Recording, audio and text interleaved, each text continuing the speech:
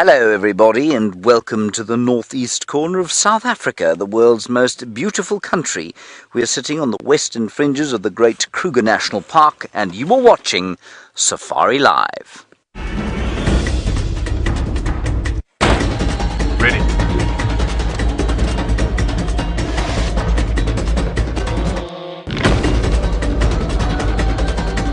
Standing by.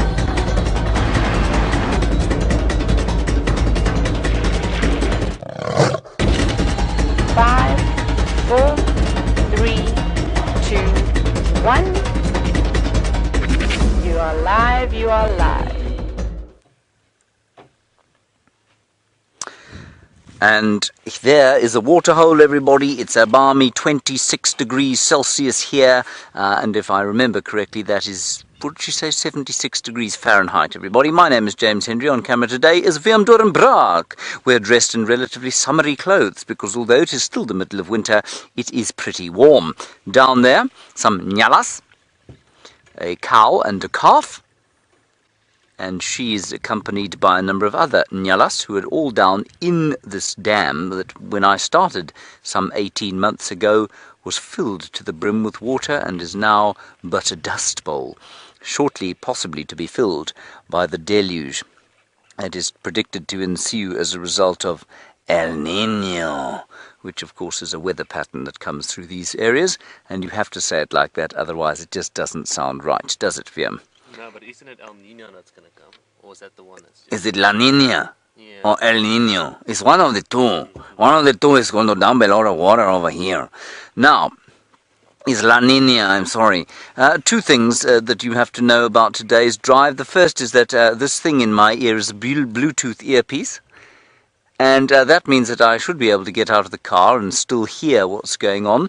And the second, that leads me to the second thing, and that is that in the other, in my ear, is Rebecca Christensen. She is directing this afternoon and returned from leave. On the second directing chair, Louisi Pavid is back. It's good to have her back. On the other vehicle, Brent Leo Smith is being driven about. I was just listening to some birds, sorry. Is being driven about. No, Brent is actually doing the driving, isn't he? Yes, he's driving, and he's being filmed by Brian the Thumb Joubert, and they will introduce themselves to you shortly. We are completely live, which means that we'd love to talk to you through the course of the afternoon. Hashtag Safari Live or questions at WildEarthTV. If you are a new viewer, even if you're the most ancient viewer we've ever had, please keep telling us where you're from. It's always nice to know where you're from. Ask us questions, send us comments, anything you like. We'll answer what we can, and if we can't answer it, somebody, some clever viewer, will probably be able to answer your query. There are also some buffalo walking through that woodland over there, and they seem to have disappeared. They have disappeared, haven't they, Willem? So let's move back and see what we can find.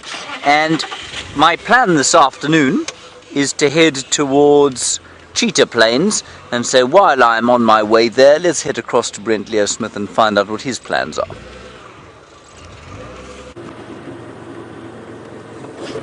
Welcome to a fabulous day out here in the African bush, and the killer bees, that's Brent, Brian, accompanied by the Thumb, are going to take you on the most wonderful African safari. We are in search of lions. We were lucky enough to see 3 tiny little lion cubs this morning, and now we're going to see if we can find them again on the sunset safari. The rest of the Nkuhuma pride, which is our main pride of females, have been giving us the slip over the last drive or two, so hopefully we're able to produce another 4 lionesses and 5 cubs. How so many can hide? Only lions can tell. I think they're still in this area somewhere. I can't find any tracks of them coming out. I'm hoping they've got thirsty and had a meander towards the Buffalo's Hook waterhole, which is going to be our first point of call on this sunset safari. Now, the killer bees remind you that the 28th of August is Killer Bee Day. Killer bees, exactly. We'll be celebrating all things killer bee and beginning with bee. So if you've got any ideas about any fun games we can play on the 28th of August, International Bow Tie Day, but more importantly, Killer Bee Day, you can let us know by popping an email to questions@wildearth.tv or use the hashtag Safari Live on Twitter. Now, lions, where are you hiding?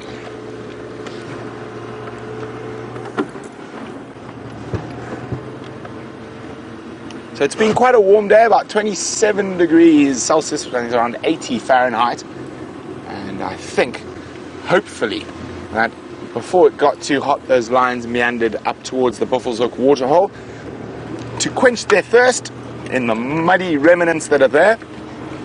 Probably more elephant urine than water at the moment, but if you're a lion, you're still going to get the moisture you need.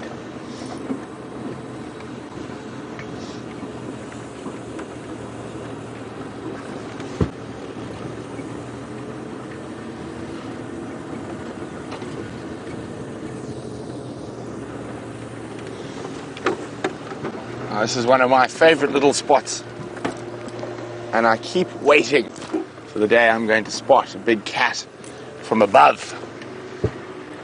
I've seen them on the opposite side, but I've never managed to spot them off this cliff, and I'm just waiting for the day. I think it's going to be a leopard, the first one we spot down here.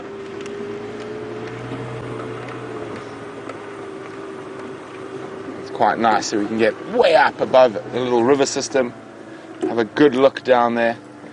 Alas, nothing there right now. This morning we had some in Nyala down there, but I'm pretty sure they've moved on during the day, looking for different areas to feed in.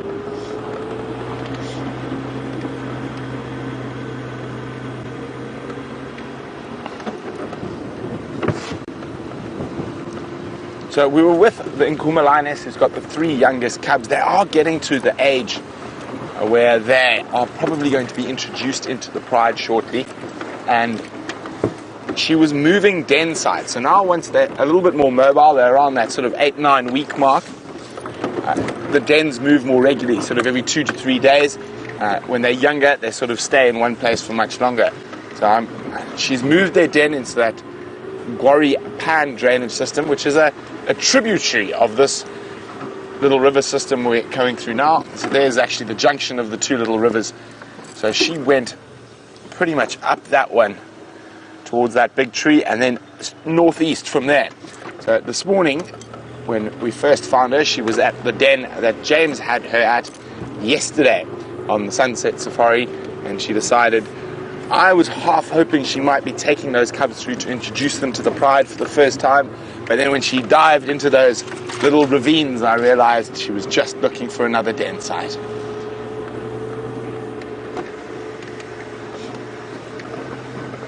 Now, of all the den sites she's chosen so far, this one that we found her at this morning is the worst.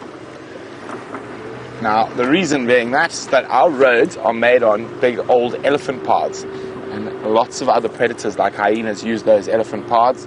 So, and it was very close. It was actually just here, and amongst that little thicket there where she had the cubs. But fortunately, she has moved them to a much safer place.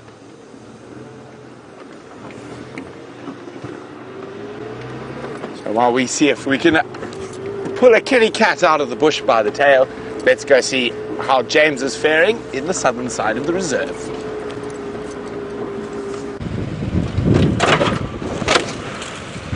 We were just attacked by a tree, everybody, but we've got over it. Don't worry, we'll be okay. Fiamma, you all right? He's okay, everyone. He's lost one of his eyes, but that's okay. He can still see out of the other one. We will fearlessly continue with this drive. We have a first aid kit. I will administer some sort of help to him later on. Now, we have not arrived at Cheetah Plains, obviously, because, well, we'd have driven supersonic speeds to get there. We're going to drive down the riverbed here, and I think Brent will probably come into that sort of area sometime today. That's where he reckoned the lions were. So I'm going to leave him to do that, because he obviously had a good idea of where they were from this morning. We're going to go on a short boat ride down to the bottom of the Mlwamati drainage line, and we'll see what we can find there. Now, of course, because I have this Bluetooth earpiece in my ear, I'm able to sit like this. I'm able to engage the low range, put it in second gear, let it run, and sit like this. I've never done this before. It feels very good. Thank you. Thank you very much. Nice tan line, says Rebecca. Thank you, Rebecca, for pointing that out. Now,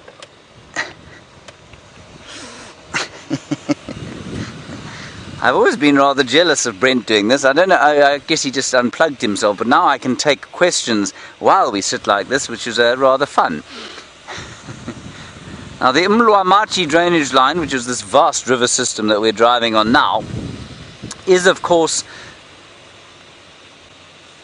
I thought I saw something through there, but I didn't. It is of course dry just about all the time until we have probably about 600 millimeters of rain. Now 600 millimeters of rain is 24 inches, and if we have 24 inches in one go, I think what you'll find, there's a squirrel there. I can't stop though because I don't have my foot on the brake.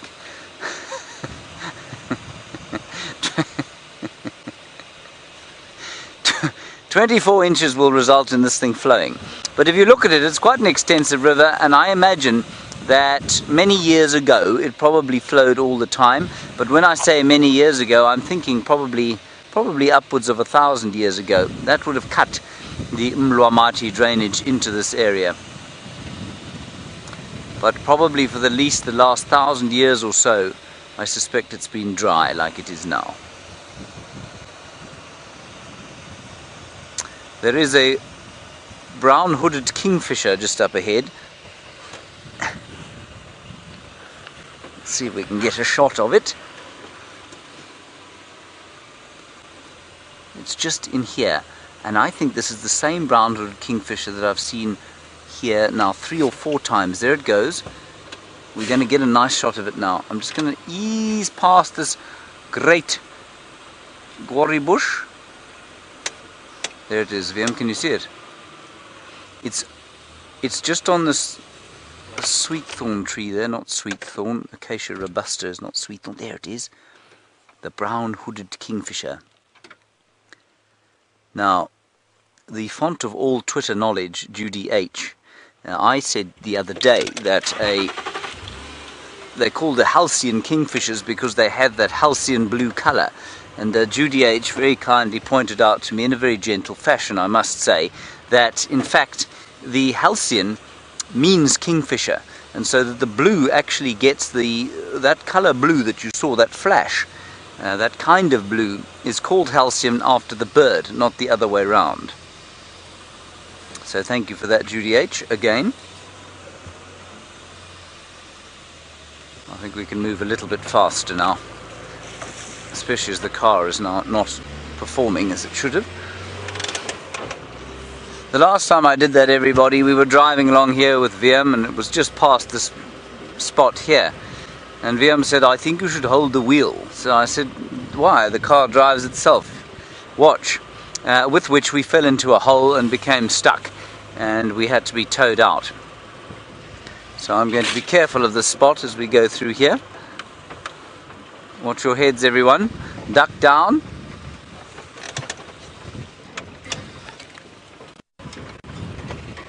There we go. And it was into that hole on the left there that we fell.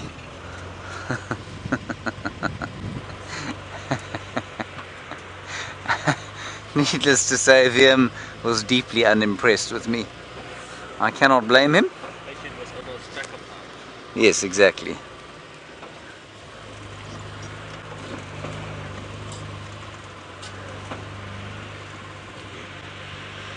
James Duncan, you say once it fills up from a flash flood, this water, or this river, how long will it take to recede? Less than a few hours. It'll flow probably for a maximum of maybe 2 hours during a massive deluge. Otherwise, it will maybe trickle a little bit, and then it will stop. So within hours it will stop. The catchment, of course, is tiny. So the catchment for the area is basically Buffelshoek. Buffelshoek, I suppose you could describe it as having a ridge running along the middle of it, that's the reserve to the north of us, everyone. And there are a few little sort of drainages that drain into this one, but it's not a big catchment area. So because the catchment is so small, it will never flow for a very long time.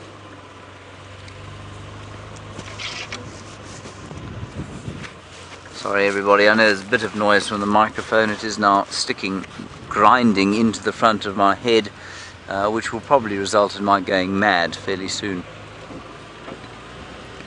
Too much technology on my face.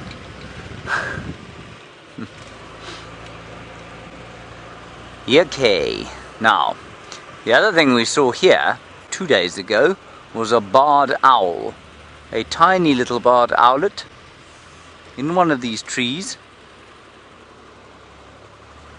And it was very, very kind to us by sitting and showing itself. So let's just keep an eye out as we go past. I'm sure you can all imagine how this must have been a rather more verdant area at one stage, given all the big trees that are growing here. Doesn't mean that there's water, of course, underneath the ground. Here more than there is in other places.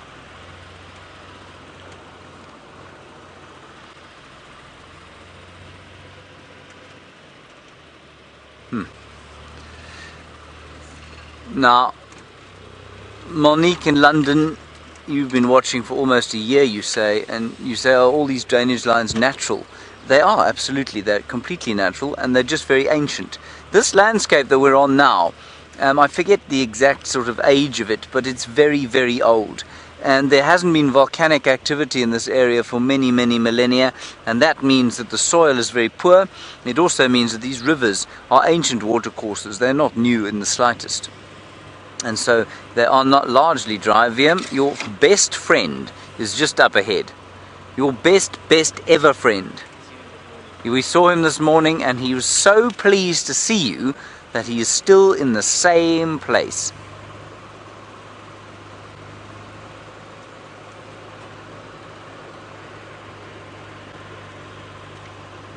Hello Mohammed in Doha.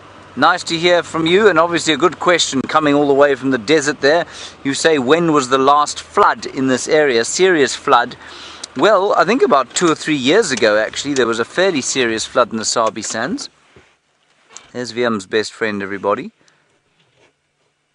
His name is Gandalf the Giraffe. It's not really, I just made that up. He quite likes it though, you see the way he looked at us there, Wiem. He's a rather fine fellow, but he's been standing around here all day long, and I suspect that he's been eating on the fruits of the jackalberry tree.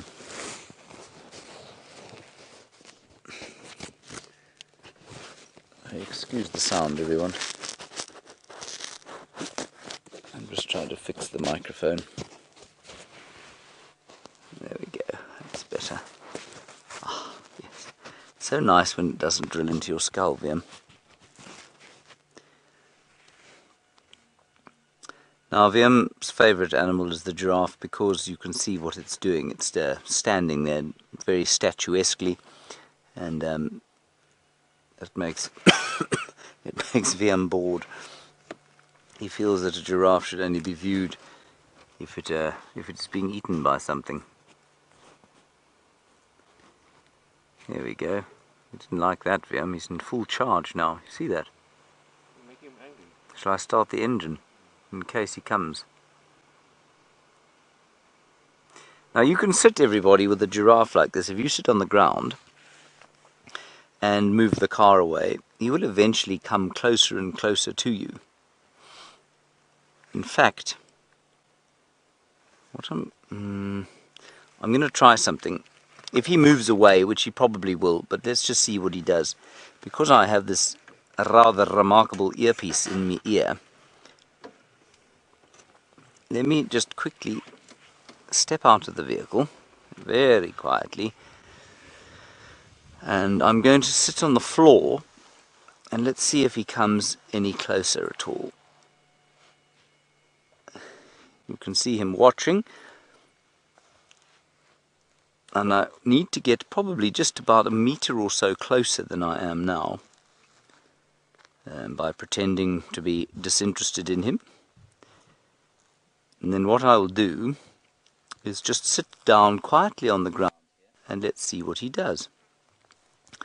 And you can continue to ask me questions because I have this ridiculous thing in my ear.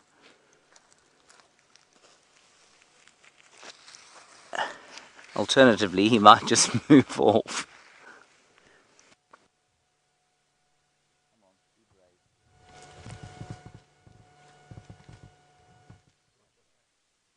No, I'm afraid. She talking to me? You losing my mic?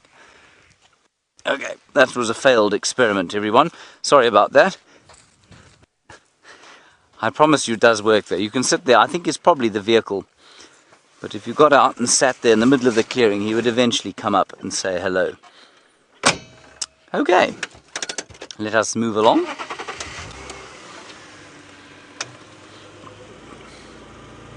I was kind of hoping to find Karula along here somewhere, or at least evidence of her. I think she's to the south of us though, in Little Gari. Oh dear, my microphone is sticking out the side of my hat. While I try and fix my technology, let's head across to Brent and get an update from him.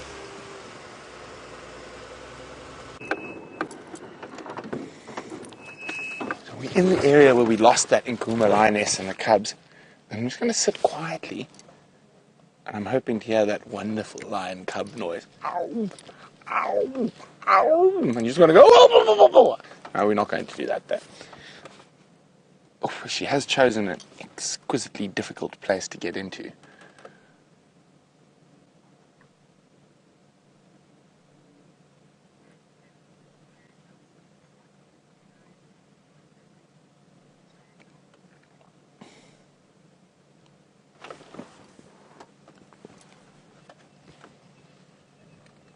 I thought I heard something there, Brian. Maybe it's my wishful imagination.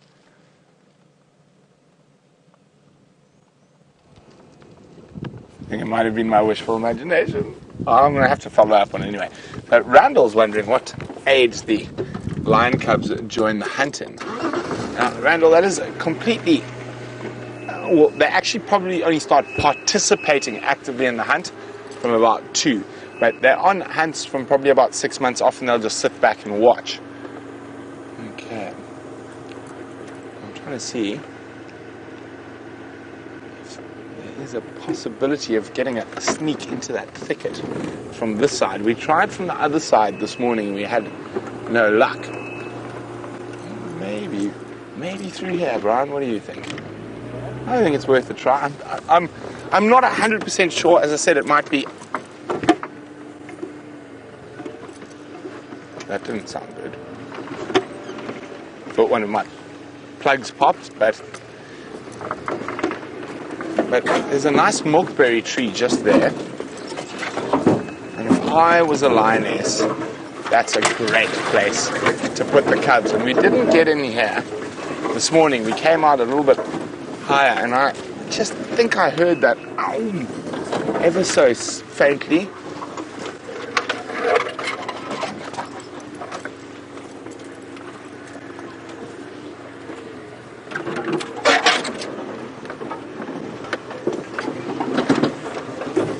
Came through here, and then she went down, and there's a perfect little thicket. But while we look for sneaky lions, James has got another sneaky creature.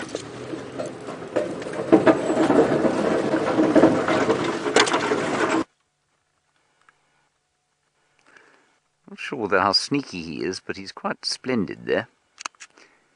Sitting there eating his creeper. You see how he's selecting a creeper out of the bush? That's a Nyala, for those of you who are perhaps new viewers. Beautiful male Nyala.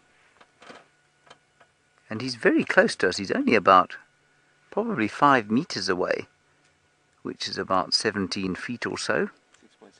6.6 meters. Thank you very much for that, VM. I'm sorry I was wrong. I hope you'll forgive me.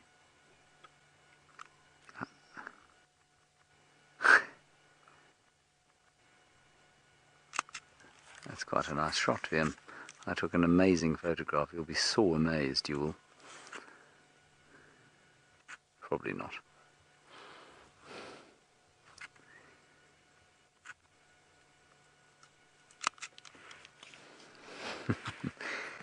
And he's definitely selecting for a specific creeper that seems to be growing in that leadwood tree there.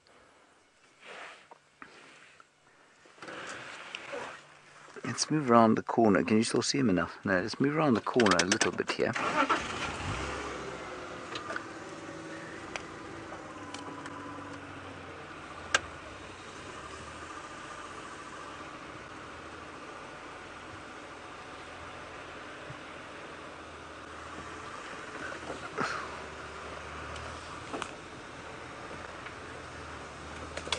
quite interested in what he's eating here, because he looked slightly like he was grazing. Now, Nyala are not supposed to graze.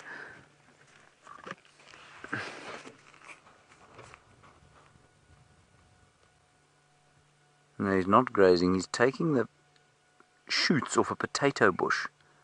So you've all heard of a potato bush, I'm sure. It is obviously not really potatoes, but it has flowers that smell like cooking potatoes. And what he's eating there are the leaves and the buds. And if you look at the sticks all around where he's been eating, you can see that clearly he wasn't the first to have a go at those things.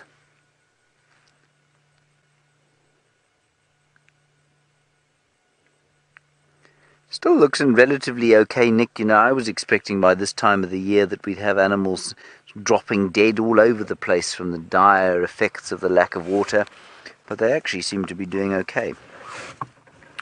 Right. 1 second. There we are. Okay, we can go now. There's some impala. They too are doing much as the Nyala was, trying to find a bit of grazing and browsing. There on the top. And the soothing sound of an aeroplane overhead.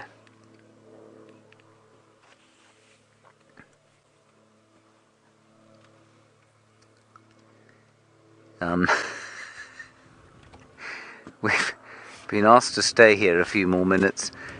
Okay, let's see if we can find something behind us.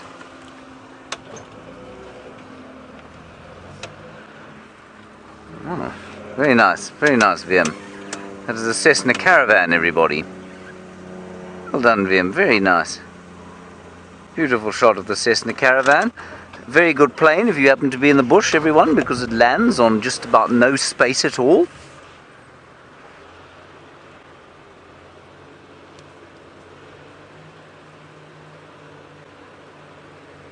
There is our Nyala, who's now very suspicious. He's realised that we're looking at him, and now he's very suspicious. I don't know if you saw the way he ran there, how he flicked his head back and tossed his horns at an angle that meant that he didn't hit them on the trees. What that does, of course, is makes it difficult to see where on earth he's running.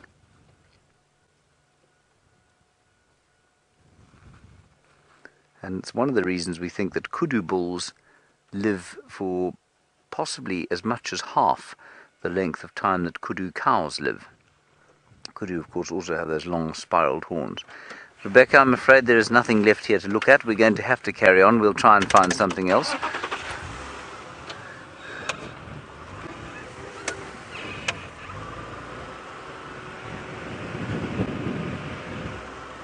Hello, Greg. You've obviously been sitting there watching, sitting what, 6.6 meters away from a Nyala there, and a good question from you about, does the fact that they become habituated to us perhaps make them vulnerable to hunters if they range out of the reserve? The short answer would be yes, it would, but they can't range out of the reserve because there are fences everywhere. Where they do perhaps sometimes sneak under or over the fence on the western boundary of the Kruger Park, yes, I suppose if you were to try and hunt them from a vehicle, then they would become susceptible to it, but on foot, no. I mean, on foot, you know, you still can't get anywhere near these animals. They still see us as a threat. But it is interesting, once you do get into an area where there is hunting, animals will not let you come anywhere near the vehicle. So at least, well, they won't come anywhere near the vehicle. They become very nervous very quickly. I've waffled enough because Brent has found something very small and very special.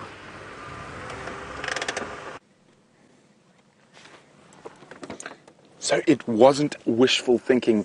I did hear those little cub growls as they were suckling, and Mom has chosen that exact spot where I said, oh, let's just have a look. I'm feeling lucky there. If I was a lioness, this is where I'd keep my cubs. And there we are, the three little monsters. Oh, Mom's tail is the best toy in the world.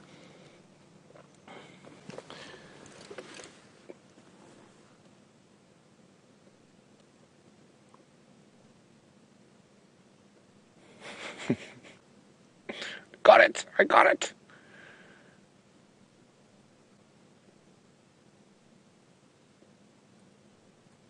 they're just too sweet. I hope you guys are getting some fantastic screenshots. I know it's through the bush, but this is the only spot we can actually see them from.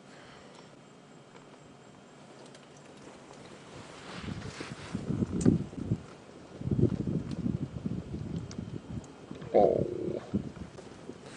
These guys are about 8 or 9 weeks old. They're at about the age they might be introduced to the pride. And wouldn't it be absolutely spectacular and so special if we were able to be witness to that?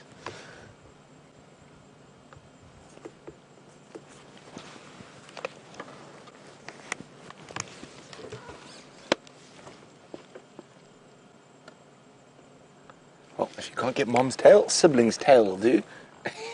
Look at it. Got him. Oh no, he escaped. Well, I think we've got a brave little one coming to investigate us. So actually coming quite a lot closer to us. Now I'll get into that age where they're going to start getting more brave.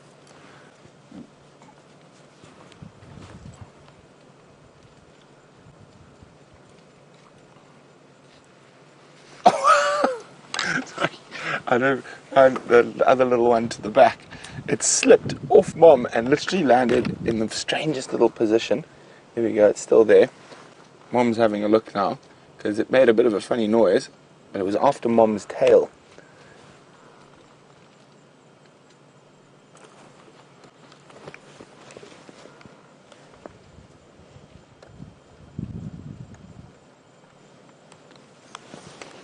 Could have some sibling playing at the moment. You can see they're much more mobile than they were when they were at Buffalo's Hook waterhole, where they were barely mobile at all. But they're still not quite the most coordinated little kitties just yet. About the size of a domestic house cat, possibly a little bit heavier. Oh, let's go save them. What's going on down there? One's gone back to mom. There we go, there's that sound I heard. Ow, ow.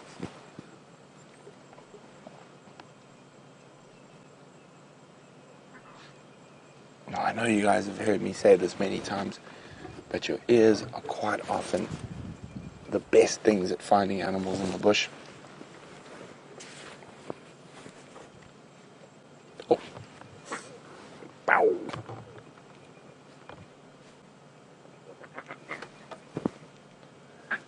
Got stuck under mom's foot, got very upset.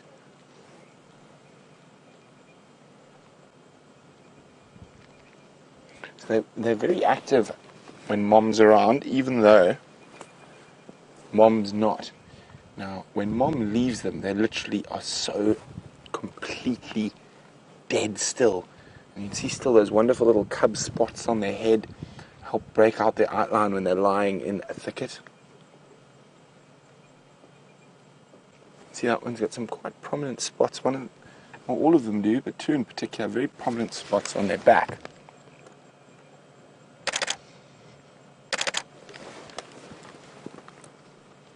Are just the sweetest.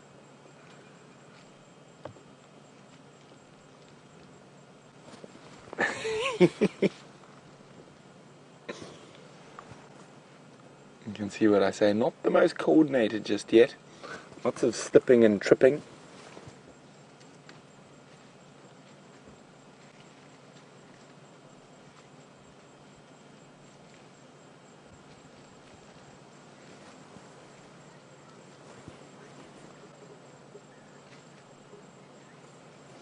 Well, thanks very much, Andreen. Andreen says you can always count on Brent and Brian to find these adorable little Nkuhuma cubs. Now, I couldn't think of a better way to start a sunset safari, and I'm definitely not going to move much at all. Of course, the mystery of where the rest of the Nkuhuma pride is remains a mystery. I still think they could be in the area. See, I don't know if you can actually see, but we're being stalked by one of them. He's very curious. He's coming much closer to us. He's actually climbing the hill. I don't know if you're going to be able to see him, Brian. He's literally in this stuff coming right up towards us. I don't know if you're going to be able to see him from where you are. Or her. But definitely a bit brave. More, there we go, you can just get the movement. More brave than the other two. But it could lead to more bravery from the others. Or if your brother or sister does it, you sort of have to.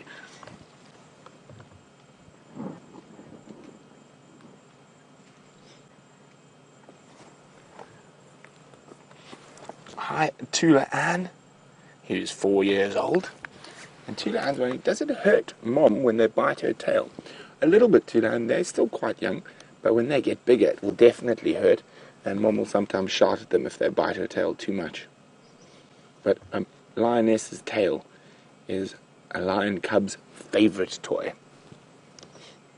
Nope.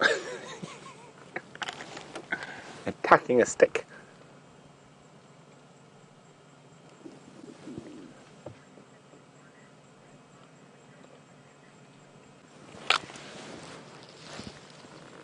So Donna's wondering if Mom has a cut on her back foot. I can't really see from where I'm sitting, Donna. I might see Brian can have a look with the camera.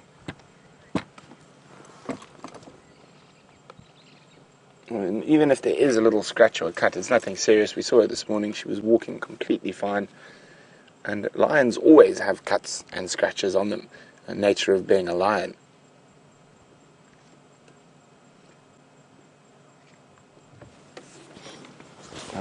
Oh, we got another new toy. Now I'm bored of that toy.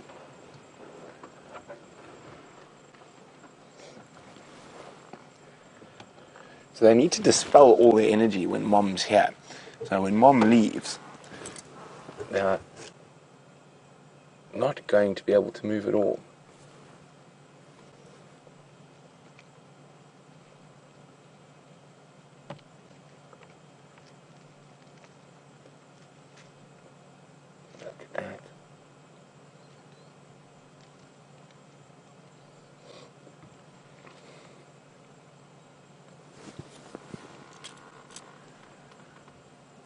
Just having the best all the time.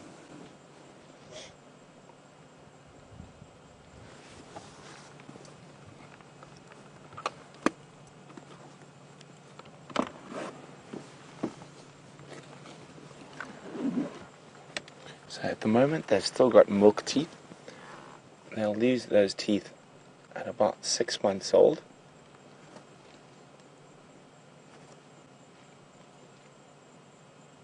Those milk teeth are really sharp, like little needles.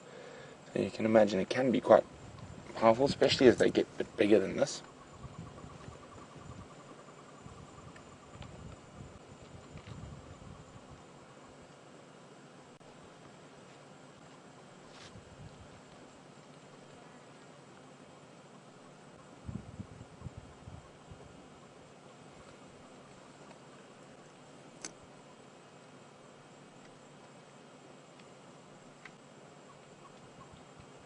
Sometimes just wonderful to just sit quietly and observe these incredible little creatures.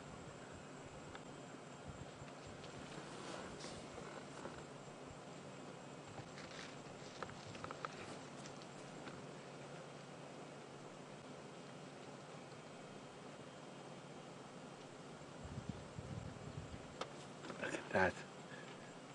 Oh, there we go. Oh, I'm hungry again. I was playing, but then I saw that. I just got to be on the Game Drive comms for a second. And while we sit here with these glorious little cubs, and we've got a quick surprise for you on foot.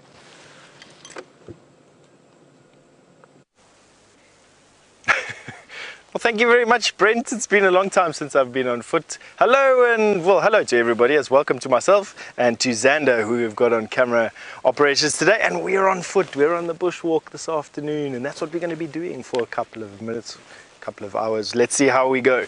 But we are walking around out here just outside of camp. We have decided to come and check what is happening at this side of Djuma Private Game Reserve. For those of you who are joining us for the first time, we are on foot. I don't have any cars around us. We are doing absolutely I wouldn't like to say that we are acting as bait, although sometimes you do feel like we are bait at the moment.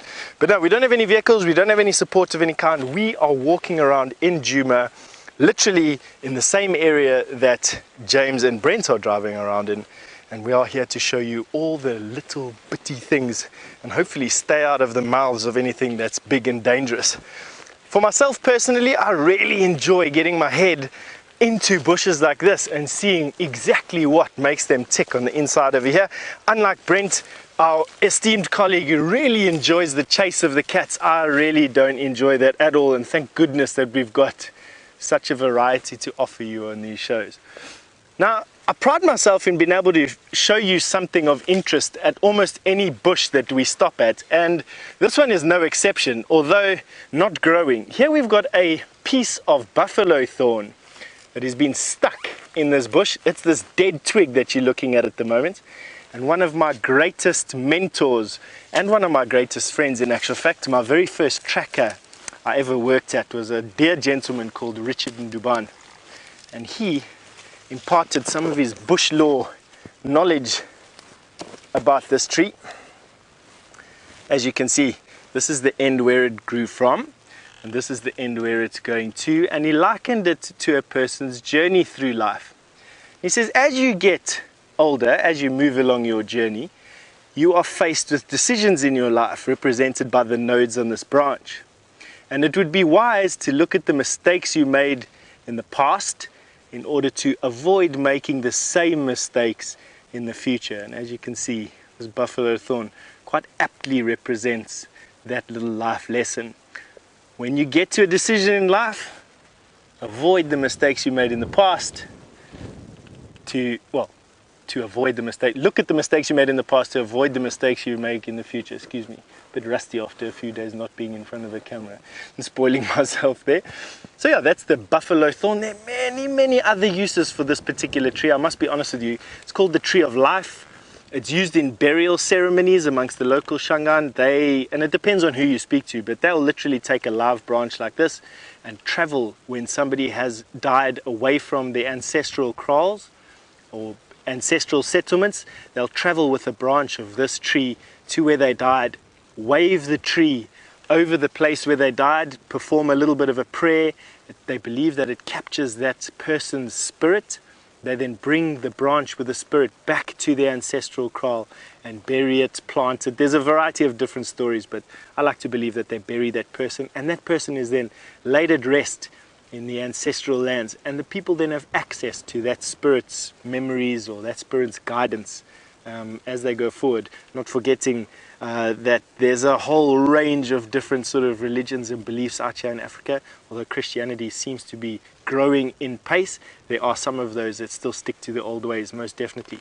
And this is one of the trees that they used for that. The leaves are also quite tasty, very high in protein, and even we can digest some of that protein, leaf protein, similar to soya protein.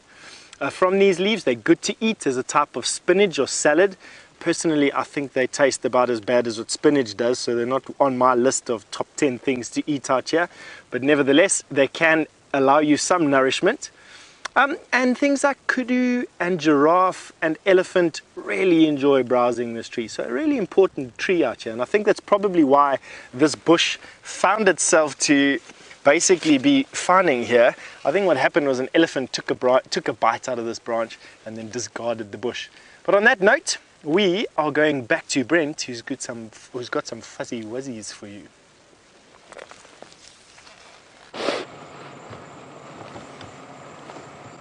So they're still being incredibly cute and incredibly active.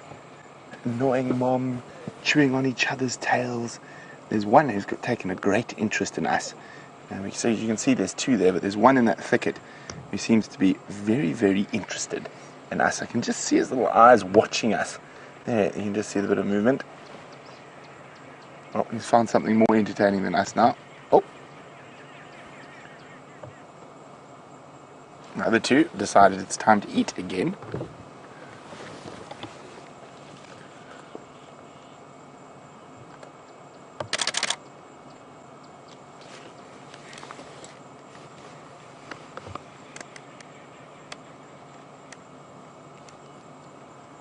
Now let's see if the third becomes jealous and wants to go eat, but he's still watching us.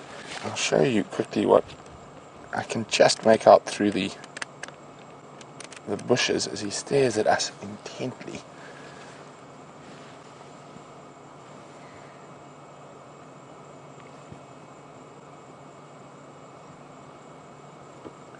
Hey, little monster.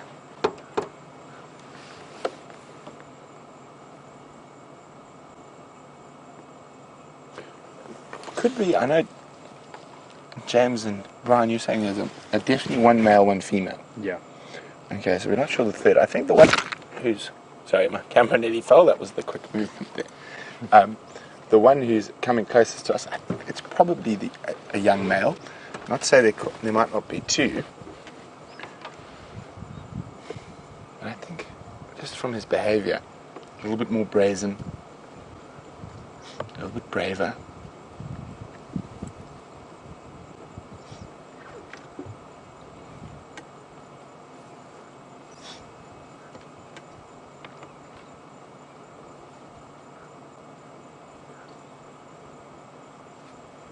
Going back now. Decided, well, can't let the other two have all the milk.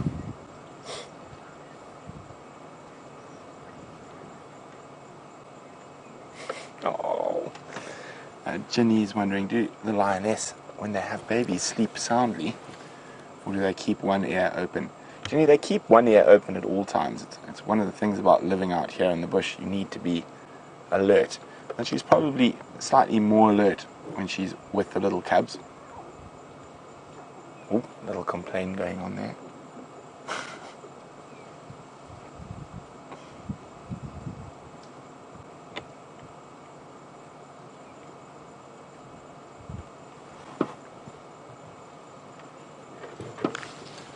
Now it's going to get interesting if the third decides it's hungry again, which it looks like is happening. Oh, look at those ears go back. Just as if it would on a kill. Ears go back, showing aggression even at this young age. Look at those ears.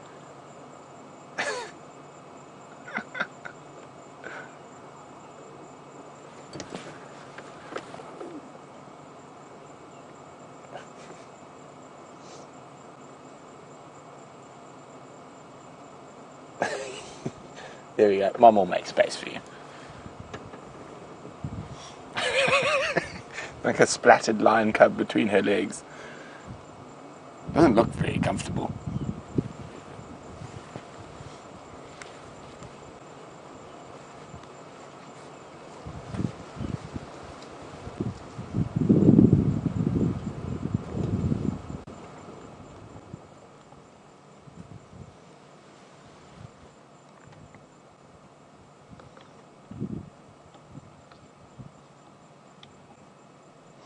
So, looking at these tiny little cubs that are about 8-9 weeks old now, I wonder if anyone out there knows how much a lion cub weighs at birth.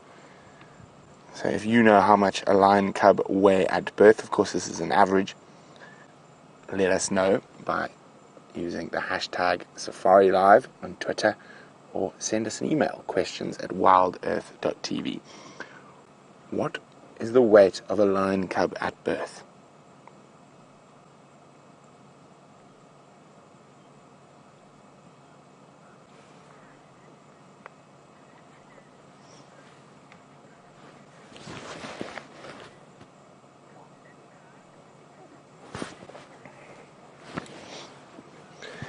Now, Haley's wondering about lion dispersal, and particularly female lion dispersal. So, the little lionesses, or future lionesses, little female cubs at the moment, when they become adults and of mating age, will they be allowed to mate? Must they go start their own pride, a new pride, or must they stay with this pride? Now, lions are quite different, in if you compare to hyenas or whatnot.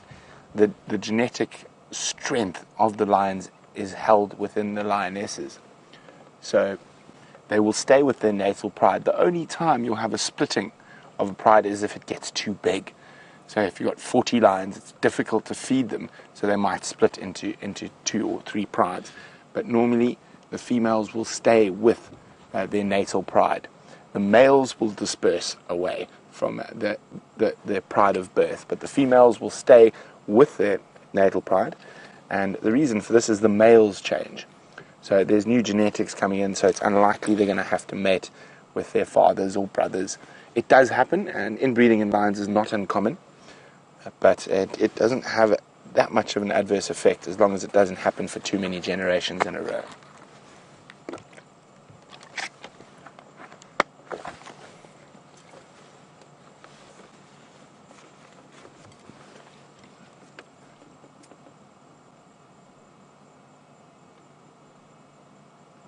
Very peaceful scene. Of course, there's got to be a grey go-away bird somewhere to make a noise. Always. Listen to the beautiful silence of the bush. Go on.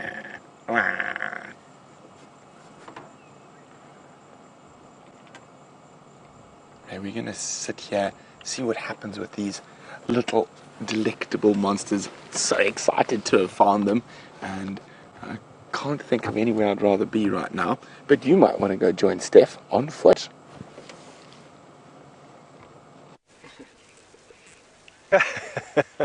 And I feel almost exactly the opposite. I'm quite jealous that you got to see those lion cubs. I mean, how awesome is that?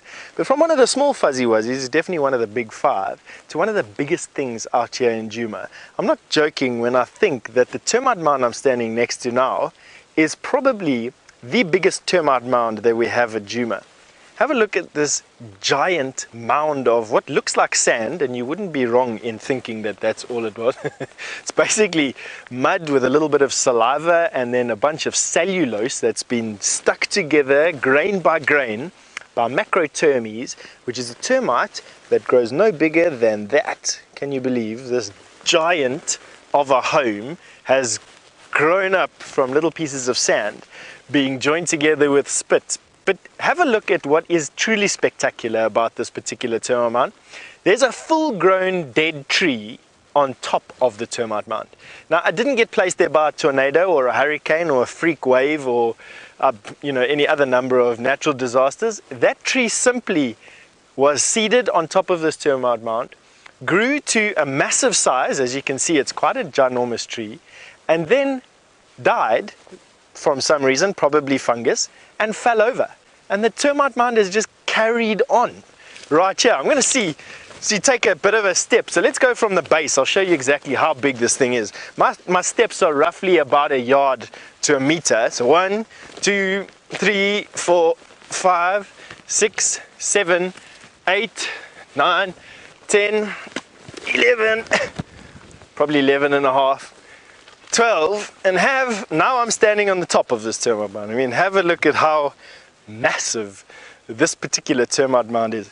Easily, I think, if you take the whole circumference of this termite mound into consideration, and the fact that this is really only about 10%, similar to an iceberg, of the total volume of this particular termite mound. This goes down to the water table and will spread out many, many dozens of yards in every direction and allow termites to come out, grab wood and take it down into this termite mound, which is really just a big air conditioner, really. Down to a fungus garden. They grow fungus on plant material and then they digest the fungus, and that's how they feed themselves. They're farmers. But massive, really massive termite mounds like this also have animals that live inside of it. Now, when this tree fell over, it probably weakened the termite mound a little bit. And what's happened is right here, underneath where I'm standing at the moment, something has excavated it. Now, I know from a story I'm going to tell you in a little bit that there are a family of warthog that live inside of here, but any number of things could live in here. From snakes to civets to hyena. Leopard will have their babies in termite, in holes in termite mounds like this. Steenbok, mongoose, honey badger. I could list a dozen of them. My brain is running out of things to say about how many things actually live inside here, but suffice it to say, quite a lot. Now, quite a funny story that happened right here is myself and Brian were returning from a walk, and there was a family of warthogs that was living inside this particular hole. We didn't see them. We were coming from this way, down this pathway. And when we got to this bush, the warthogs that were living inside that hole decided that we were way, way, way too close and came rushing out of this hole. But now, because of this termite mound here, this baby one, and this bush, I couldn't see what was coming out of this hole. And I must be honest with you, it sounded like a freight train, it sounded like an ocean liner. You know, I'm just trying to make things big over here, but it was actually just 5 little warthogs this big that came running out here. Gave me such a fright. Brian went into instant sprint mode. I had to load my rifle. It's only the second time at Djuma in an entire year. In those days, we were still carrying a rifle. I had to load my rifle thinking I was going to have to use it to escape some traumatic event. And the one warthog ran this way and the other warthogs ran that way and left Brian and I red-faced with shame at my embarrassment, being scared from a warthog, believe it or not. But don't you think that that's a fantastic thing? A titanic termite mound with a dead tree on it that grew to maturity and then died and then fell over and now is the home of any number of animals. And I know it's still active because the slopes are bare, similar to a volcano that is constantly shifting the sand at the surface through whatever. Termite mounds are exactly the same. The surface of a termite mound that's still active is constantly shifting, and that means that nothing can really germinate there. There are things that obviously germinate on termite mounds. This one does have some vegetation, but the vast majority of the termite mound is this open, bare patches of sand, and that's because they build a little bit here and they build a little bit there, and then this one goes, and the animals come in and flatten it. And the termite mound gets exponentially bigger over the, I'm going to go out on a limb here and say centuries that it stays active for. There's some speculation as to exactly what happens in a massive termite mound like this. Some people think that it's a hereditary line of a dynasty, for lack of a better word, I suppose, of termites that all have a similar genetic code, in other words, a family that just sort of has a hereditary queen every now and again. Queens in this particular termite family last anywhere from 10 to 15 years, depending on the reference material you read. So every 15 years there'd be a new queen, and the termite mound will get bigger and bigger over the centuries. Others believe that the termite mound is just such a perfect place for termites to expand into, that a colony will die and then it'll get recolonized by another termite colony carrying a different genetic code, and that stops inbreeding amongst the local termites and keeps the genetic material fresh. I don't quite know which one I like to believe. I do believe, as is evidenced by this tree, that termite mounds can be many hundreds of years old. What tree that is, I'm not quite sure, but it's definitely a hardwood tree. And I would say that this is probably in the region of about 200 or 300 years old, this particular termite mound. As to exactly how it got there, who knows. But someone who definitely isn't 200 or 300 years old, even though sometimes he may look it, is Mr. James Henry, who's waiting to give you an update on what he's been busy with. See you later.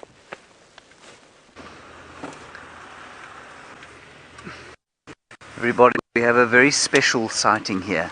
I'm not sure if the mother's here. These are the Styx. We just came down here hoping to see if they were here, and it would seem that they are. They're in this little water depression here, but I think they're playing on their own. I'm not sure if their mother's there. In fact, I'm pretty sure she isn't. So we're just going to be very, very careful about it.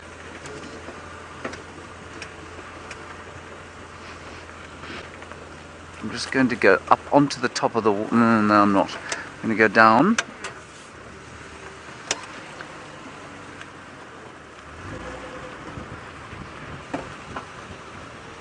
In fact, we can stop right here. We don't need to go any closer with this giant lens we have. So there they are.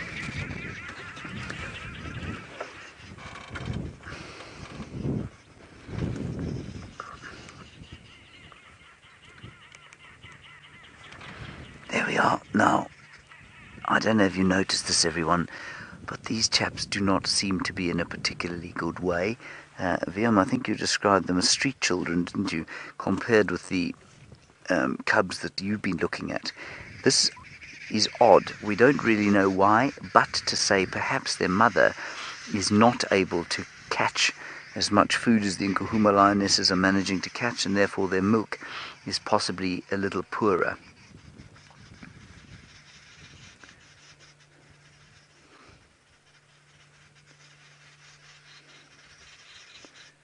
So you can see they are looking a little bit scraggly. They have been here for some time. They're very vulnerable out here on their own. Not sure where Mum is or why she isn't here.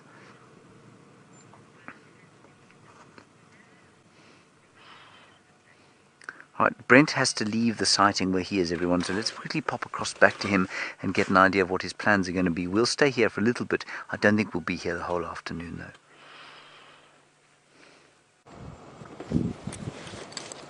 So we're going to spend the last few minutes with these glorious little cubs. Unfortunately, the only spot you can see them from is exactly where we're sitting. And there's no other area for a car to get in. So we're going to enjoy our last moments with the most precious little Nkuhumas. And then we go back onto Mom's tail. Always the best toy. And the lion cubs are adept at making everything a toy. Elephant dung, a stick, a bone, a horn, an ear, a brother, a sister, a cousin, a mother or an aunt. Nice to be in a big family.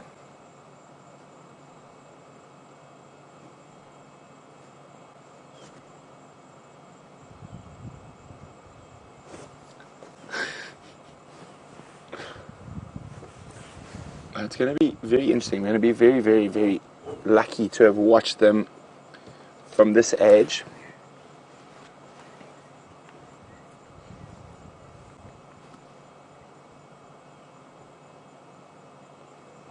And we're going to be, as I said, very lucky to have watched them from this age all the way up to as they get bigger, because you're going to see how more agile and how more playful they are going to be able to get. So well done to James, Elaine and Mimi. We've got that spot on. A lioness, a lion at birth, and weigh from 3 pounds to 4.6 pounds. So very little. Go ahead. Sorry, I'm just on the game drive. About halfway between Nyala Road North Junction and Gropan itself. If you keep driving on Gropan, I'll see your vehicle and then I'll make space. Okay, so unfortunately we are going to have to let someone else enjoy these wonderful little tykes. Oh, Brian, look what I spotted. I don't know if you... I spotted a flower, or almost a flower. Is it too close? Yeah, it might be. There we go. A narrow-leaved calancho about to flower, our only wintering flowering plant. Those flowers haven't quite opened yet. But let's have a last look at the cubs, because I can hear the car coming.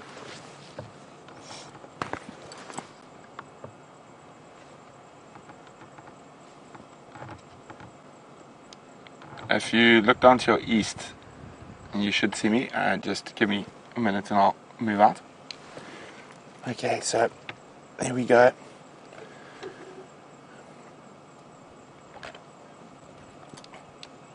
Okay. We're going to have to leave and I'm going to have to do some driving to get out of here.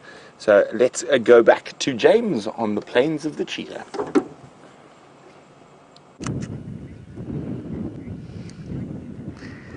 Now chaps, these guys are rather scruffy in comparison with what you've been looking at. I think it's half because they're lying in this kind of mud here, but I have to tell you, it's odd to me. I think it's quite odd that they're here. There are 3 of them there. We know that there are 8 in the pride, but where the rest of the pride is, I don't know. I've just spotted the rest of the cubs. They're on the termite mound there. You see that tawny little thing there underneath the... Can you see them, Vim? Just zoom straight in there, up a bit, middle of screen, down a bit. There, that's them there. You can see them there in the middle of the screen. Well, let's hope those ones are a bit better. Maybe there's an adult there. What it's quite interesting that these ones are here in the open on their own. I find it very strange. Anyway, and Alice, you say, why would the Styx mother leave them out in the open? I'm not sure that she did. She may have left them on the termite mound. They may have got bored or thirsty or, I don't know, and come out here. But she could have left them here. They've been around here. I think Jamie had them here about 2 days ago, 3 days ago. So I'm not really sure. But they're sleeping very soundly, the two of them.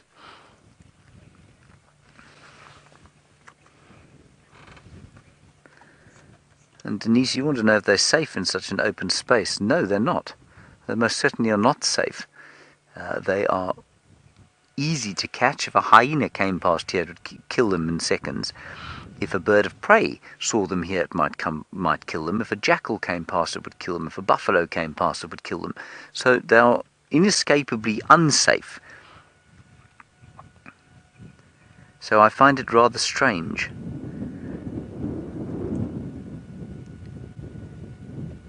I mean, it's seriously tempting to pick them up and go and put them with the others. Let's go and have a look at the others, everyone. I mean, these guys are not disturbed by us. I'm slightly disturbed by them, though, because they just don't look very good, do they?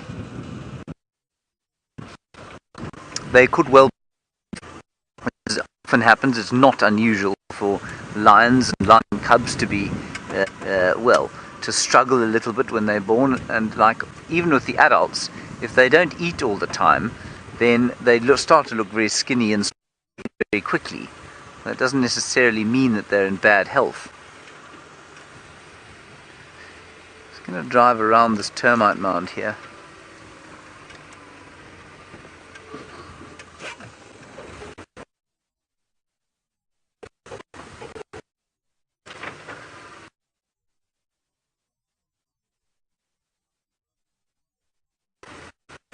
There's a pile of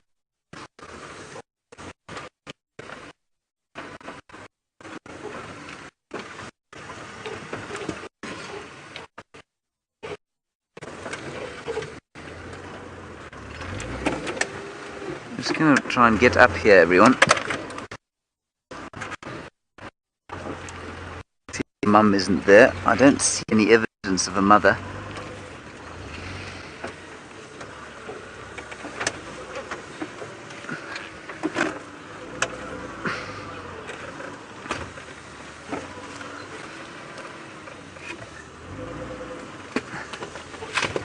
Hello, Riker. You say do lions abandon cubs sometimes?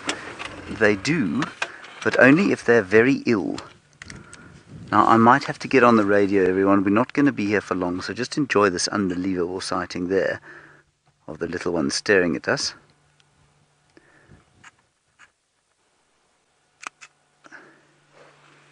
Now, those ones are a little bit older. Some of those are older. I'm just going to quickly get on the radio.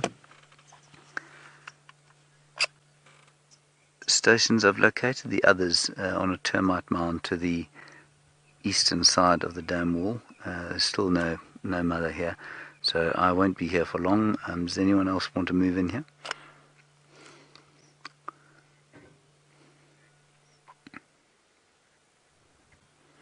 Yeah, eastern side of the dam is a big termite mound there on that.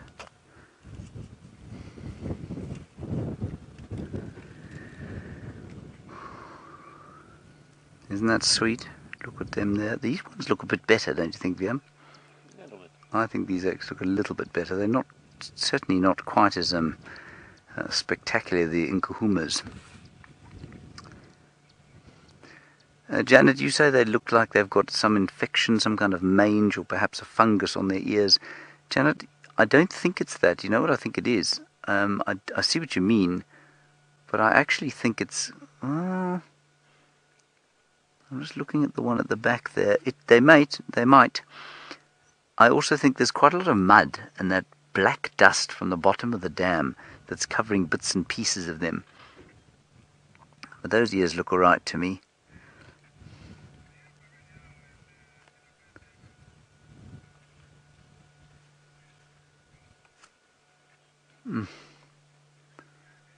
Yeah, and apparently they had crusty black ears when Jamie saw them.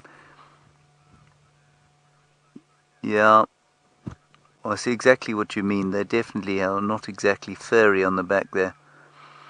You know what I think's happened, everyone? And indeed, in fact, I'm looking at that youngster. One of the youngsters got a bit of mange on the bottom of the foot. I think what's happened is that these 3 lionesses have all given birth, and it's actually just too much for them to look after them all. They might succeed in doing it, but I think that's why there's such a kind of why they don't look great, why there's probably a little bit of disease brought on by the fact that they don't have enough to eat. And I think that's probably what's happened. Styx lionesses, only 3 of them, 8 cubs. There are 8 cubs in the Nkuhuma pride now, but there are 5 lionesses. Now that's not to say that these ones are not going to survive, but I think it's going to be difficult, especially seeing the ones out in the open there. That's a little worrying, I must say. I'm going to move slightly forward, see if we can get a little bit of a better view.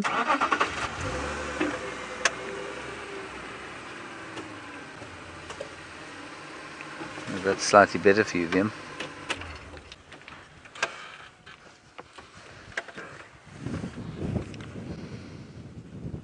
You can see much older than the ones you've been looking at. Well, much older. Now, Andrew is driving around here and he says that he can hear lions contact calling to the south of where we are now. Oh, that's quite nice. In other words, it could be the mothers coming back.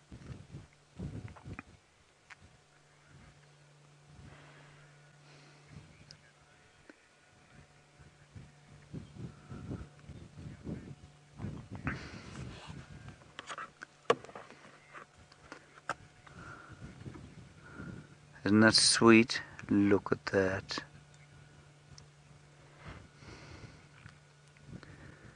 I'm just listening to the radio. It sounds like the adults might be coming this way, which is quite nice.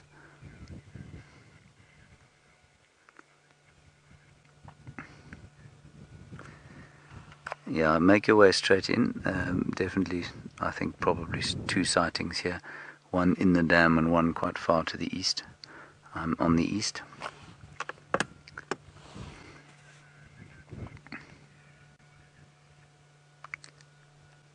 Oh, and just above them, Viam, I don't know if you can see it, there's a rattling cisticola. And he's obviously very silent. He's just hopping about in the bushes above there. Oh, he's gone. Sorry about that.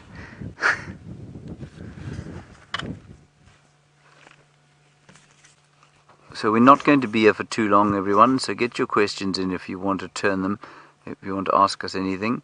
Renee, you're wondering if they use mud to deter mosquitoes and flies. No, they don't, you know. They do far more cleaning of themselves. And that one is fastidiously cleaning. I think it's because he's itchy. I think his skin is probably not in a particularly good way. The other 2 just lying in an old elephant footprint there.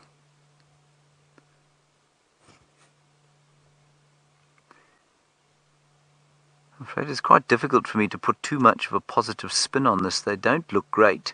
But the positive is that they haven't looked great for a while and they're still fine. You know, they're still living. They're okay. The mothers are obviously not too far from here. If Andrew can hear them contact calling each other.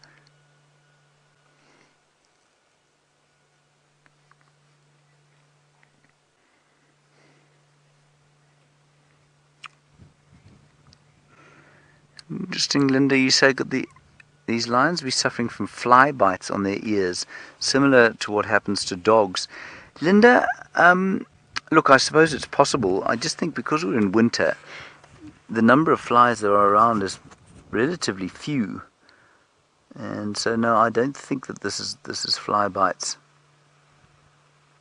And if you look, and that one that is on the left there of your screen, just if we go a little bit left, VMB, I don't know if you can see there. Yeah, look at that ear there. That's definitely some kind of infection. You can see it's ridged and bobbled and just not particularly healthy. I don't know how many of you have watched Game of Thrones, but it looks like that grey scale that the characters get in that show.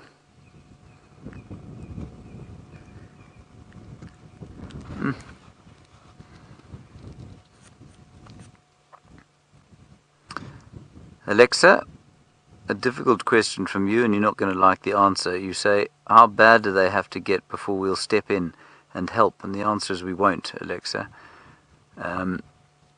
Lions are not, well, they're certainly threatened around the world, but they're not endangered. We would be almost completely unable to reintroduce them to an area like this. So were we to rescue them, they would almost certainly end up in some kind of center where they were caged, or certainly in very small enclosures. And so we don't rescue them, Alexa. And it's sometimes very difficult to watch because only 1 in 10 or so male lions gets to adulthood, or to sort of take a territory, and probably 3 or 4 in 10 of the females, so not many. And obviously, I mean, these things you could probably quite successfully raise these ones from baby, but they eventually, you know, their wildness is not, it never leaves them. And so adult lions you can't have around human beings.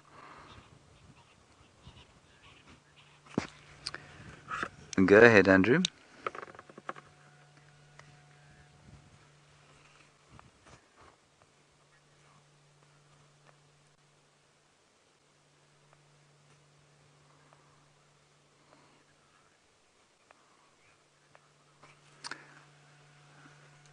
I'm just listening to the radio, everyone.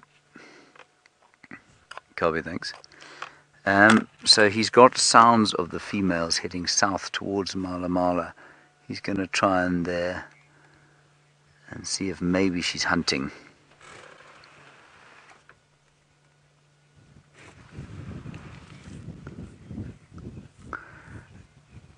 I'm afraid I've missed the name there, but a good question about why these ones there, why are the other 5 seemingly on the termite mound? How is it that they've ended up there on the ground? Were they chased there? I don't think they were chased there. I think it was probably uncomfortable on the mound. It's certainly, I mean, you can see there's hardly a lot of space there. And so I wonder if those ones just didn't wander down there.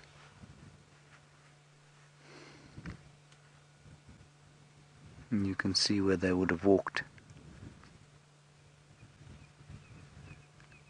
Now let's sit here another 5 minutes or so, everyone. I find this quite distressing, I must say. They might be fine though. I'm probably being melodramatic.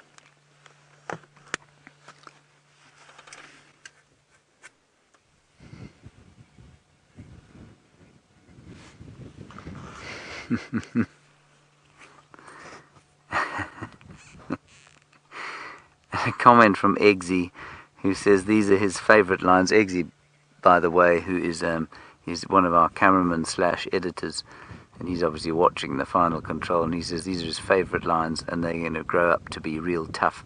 He actually used the term badass, of course.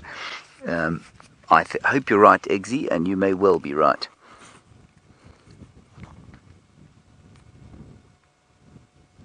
It all looks rather sad at the moment.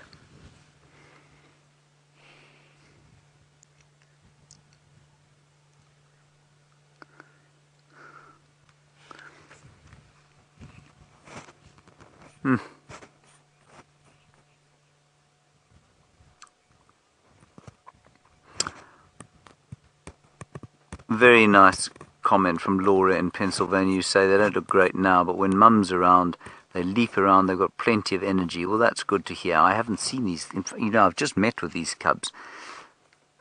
And so I'm glad to hear that when their mother is around that they behave in a slightly more cheerful fashion. But there's definitely some kind of infection running through this entire group. Funny little thing lying on his back. Obviously itchy, scraggly thing. Shame. Makes you want to pick him up and give him a scratch, doesn't it, Liam? or a bath. Good meal.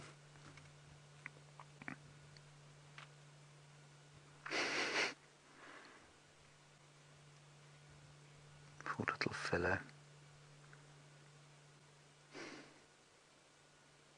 He's found himself a nice little elephant footprint to lie in there so that he can comfortably lie on his back. The other two did move, by the way. They stuck their heads up and looked around, then they went back to sleep.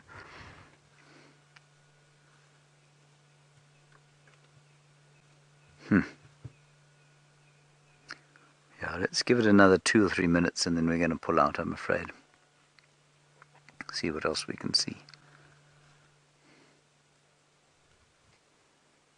I just find this quite difficult to watch.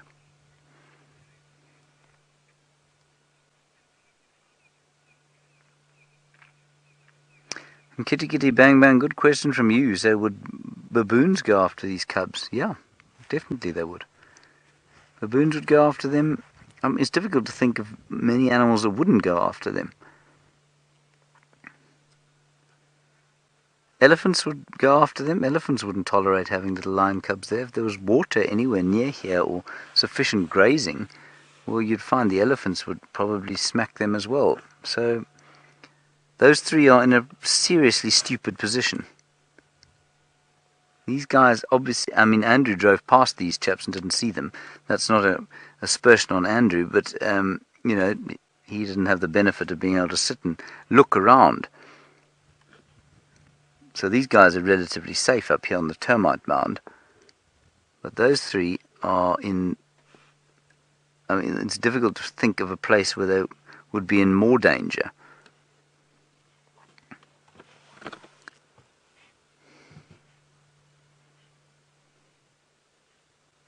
They don't know that, obviously.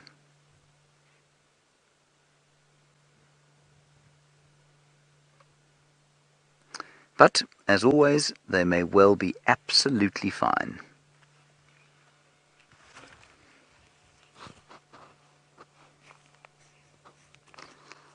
Now, Monique, I'm not sure that there's an easy answer to your question. You say, if the mothers do return, how long will they leave them for the next time they leave? Or does it depend on what they catch? I'm beginning to wonder whether it isn't a rather individual thing, where some mothers are more attentive than others, and some will therefore leave more sort of viable offspring than others. And I think sometimes the pride is a little neglectful. But yes, it certainly will have to do with whether they kill or not. The mother can come back though. She will lactate. She'll have to be seriously nutritionally compromised for her not to be lactating. I guess it could get to the point where she has to eat or she will not produce any milk at all, but I'm not sure that she would consciously come to that awareness. So I suspect that, I guess the longest she might be away is about 48 hours, maybe.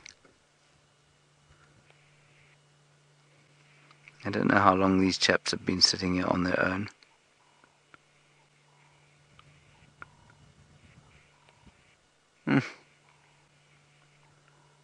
It really does make you want to go over there and give them a bit of a cuddle.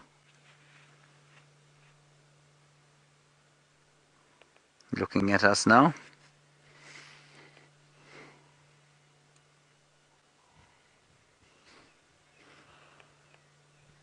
Yeah, these chaps are just fast asleep now. The sun has hit them on the termite mound. They're fast asleep.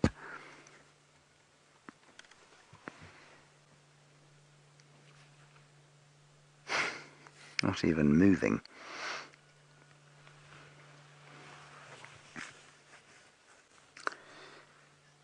Vernie, a nice one about cubs and training and how much sort of training they get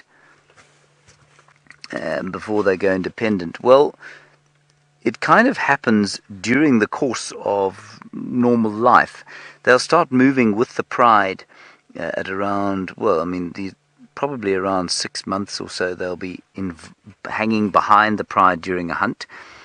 And by a year old, they're making contribution to the hunt. And by the time they're 2 years old, of course, they're fully fledged members of the pride, males and females. And so I guess it's about an 18-month process during which they learn to make a contribution to the hunt.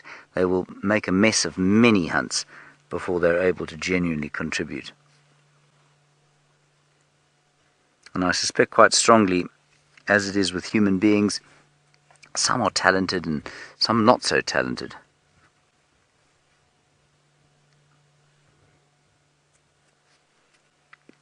Alright, we're going to leave these lions, everybody. Let's go across to Brent, get an update from him, and I'll see you probably on the clearings of Cheetah Plains.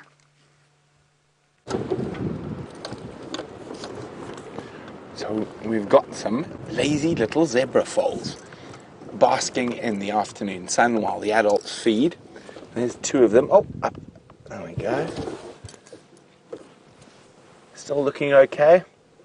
Now, remember, with zebras, because of their digestive system, it's very difficult to see when they're losing condition. Now, what you want to look for is if their mane starts falling over, it means they're generally not in the best condition. So far, I haven't seen that with any of the zebras yet. Not to say we won't before the end of the dry season.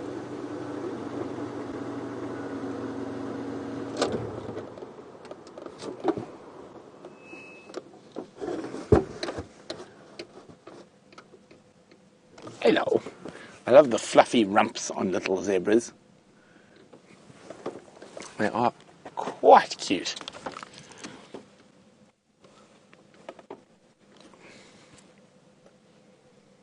Now we should start seeing quite a few more zebra as the water dries up everywhere else.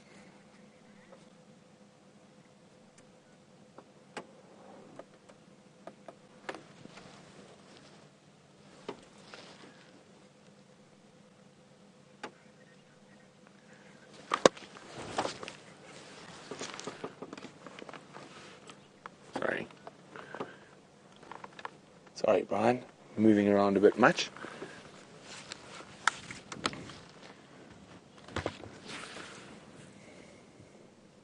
Now, as I said, as it gets drier, there's limited water available. We'll start seeing more and more zebra coming through. They're going to migrate through from western Kruger, southern Manyaleti. And they're bulk grazers, so they're not fussy about what they eat. But it has to be grass. There's still a little bit of green flush left after that rain about 10 days, 2 weeks ago. They are taking advantage of that.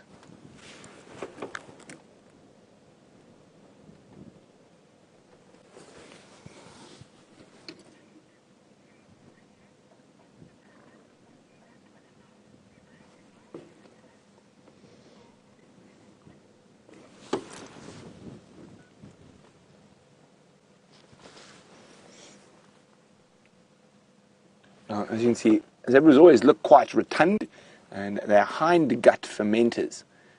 And that's why if you look at a zebra dung, it's not as broken up as the rest of the ruminants. Now, unfortunately, those zebras look like they might disappear into torchwood over the crest.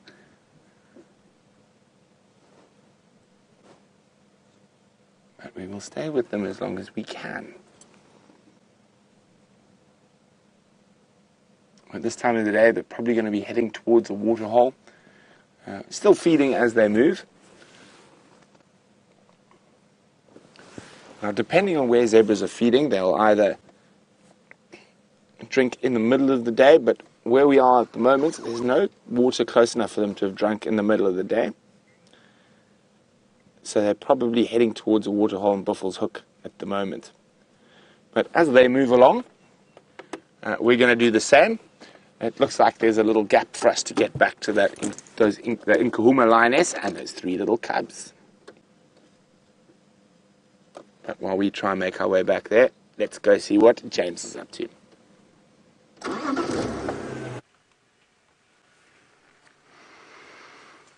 They've sat up, everyone. We decided just to hang around here a little bit longer because we are going to do a Facebook Live section. I'm not sure if we're going to do it here or if Brent's going to do it, but it just does help to have 2 sightings on the go.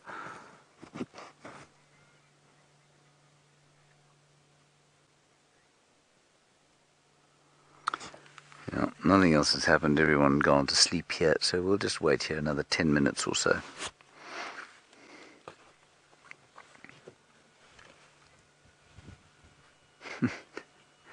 I'm just listening to the radio and the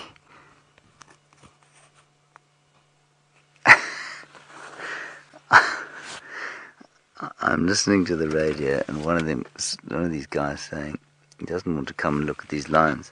They're not healthy enough for him to look at with his guests. He'd rather go and look at the female. So the female is around. She's on the boundary between us and Mala. But apparently not a very good view. So we'll sit here for a little bit longer, and then we'll move out and go and see what's going on at the plains. I'm hoping desperately, of course, to see the ostriches there, so that I might try the ostrich attraction technique that Hayden Turner taught me, where you lie on your back in front of the ostriches and you pedal your legs like this, and the emus in Australia will come towards you, and I'd quite like to see whether the South African ostriches will do the same thing. I'm not sure. We'll see.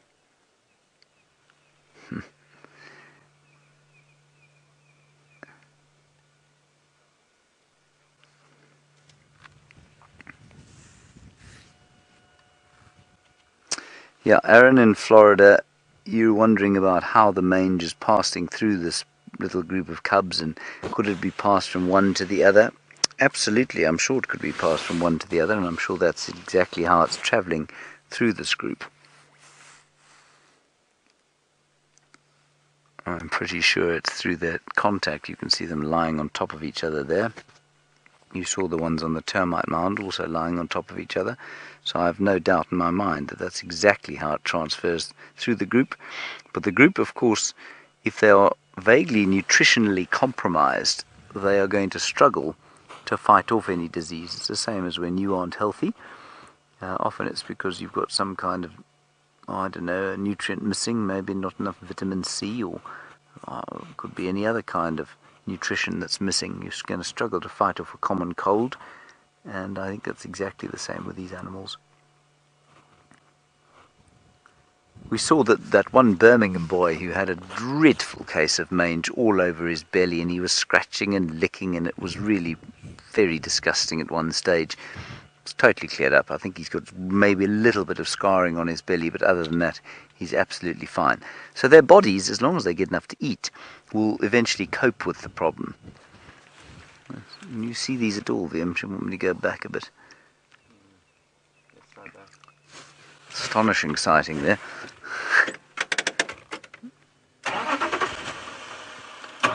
Move back a little bit.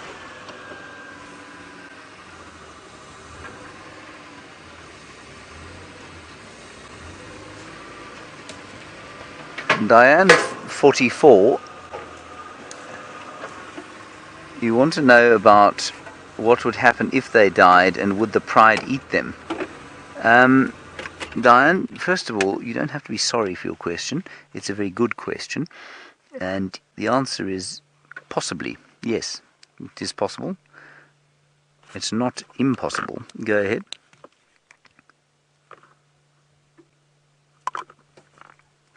Andrew, welcome to Leave It Open Lock. I'll make my way down there slowly a bit later.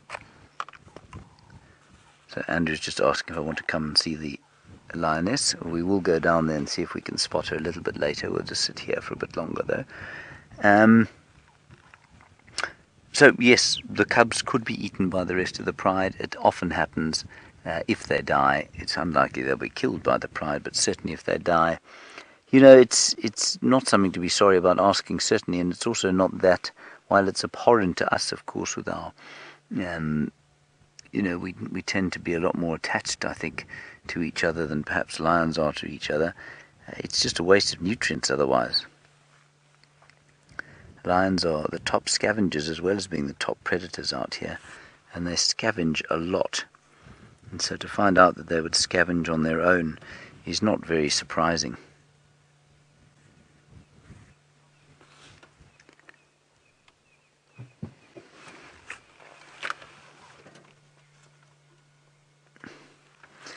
Chris Rogue,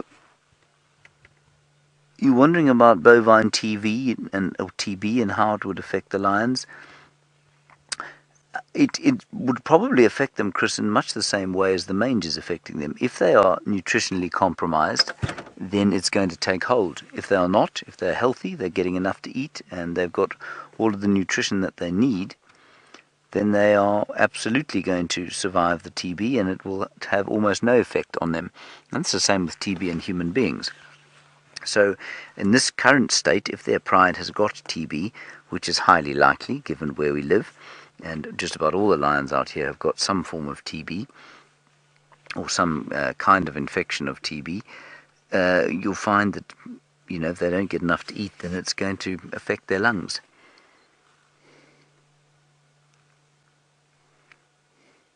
There we go, getting a little bit playful now. That's nice to see. Or probably just itchy.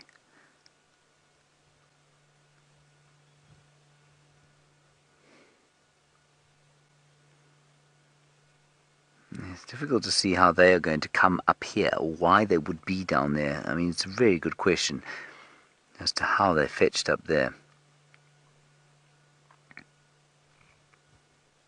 in that elephant footprint.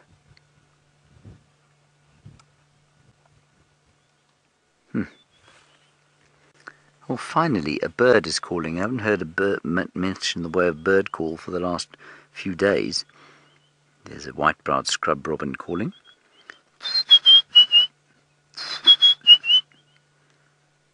Nice to hear.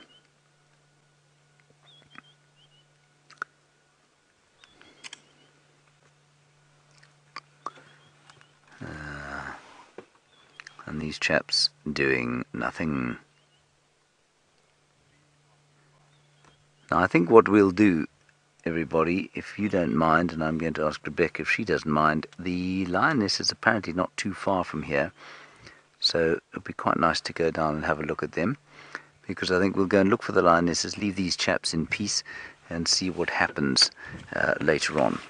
Okay, positive and negative, pro and con to the sighting, I suppose. Their fate will be revealed as time progresses.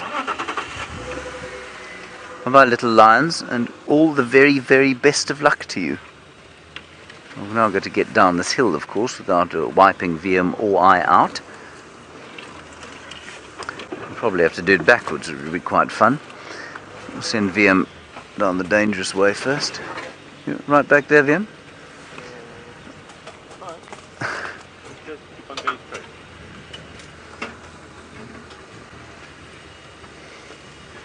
How about chaps?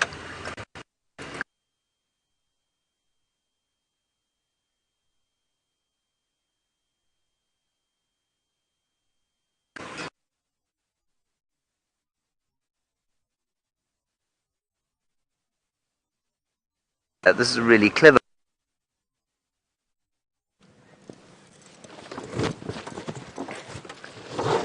We are waiting for our chance to go back to those glorious little lion cubs.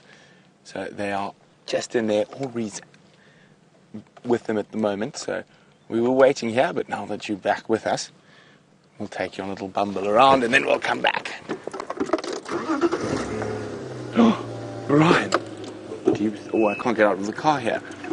In case Mommy decides to come. Oh, I don't think we're going to see it. But there's a flower. Do you see it, Brian? I think it's that one. Oh, let's come out. Oh, there we go. Well done, Brian. What a cameraman. What a cameraman. There we go. It looks to be a little... Oh, I'm not actually 100% sure, and I don't want to get out of the car. The lion's quite close by. I know, I do know it. I just can't remember its name. Give me a second, I'll remember, but that's not... I'm quite excited. We haven't seen many flowers at the moment. Just normally at this time of the year, the only flower we see is the narrow-leaved Kalancho, which is next to the lions. But this is going to drive me nuts because I know it. And Thericum.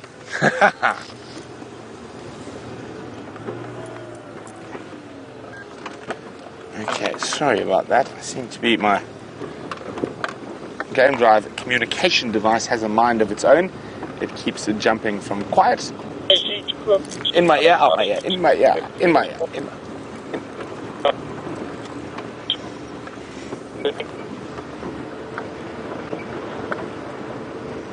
No, we have to get young Connor on that.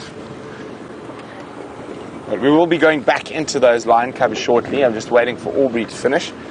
But while you're with us, we'll do a loop. We'll go have a look, maybe a quick look at Buffalo's Hook Waterhole. Now, she took us on a serious ride today. Up and down and through the drainage line, over the trees, through the rocks. But she has chosen a particularly good spot.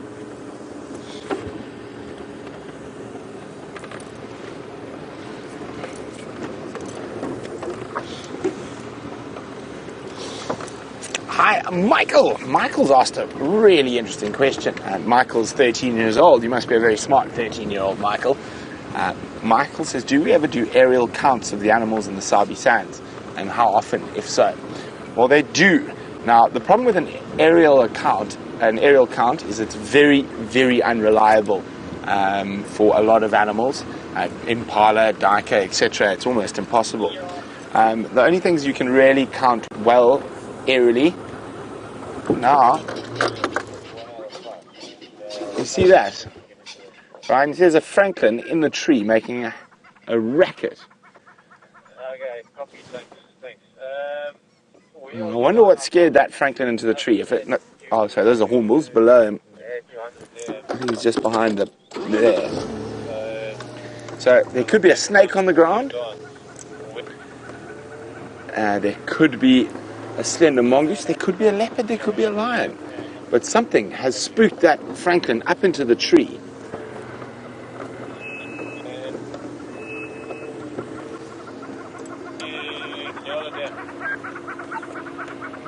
And the hornbills are making a noise. Is there a large black mamba around here? Sorry, I'll get back to the question now. Just want to have a quick look in this.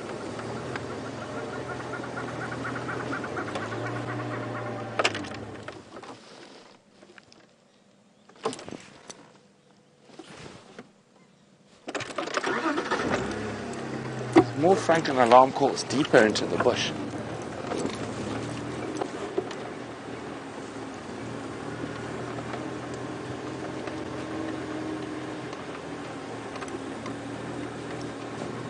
Probably, more than likely, most likely a slender mongoose, but always pays to double check.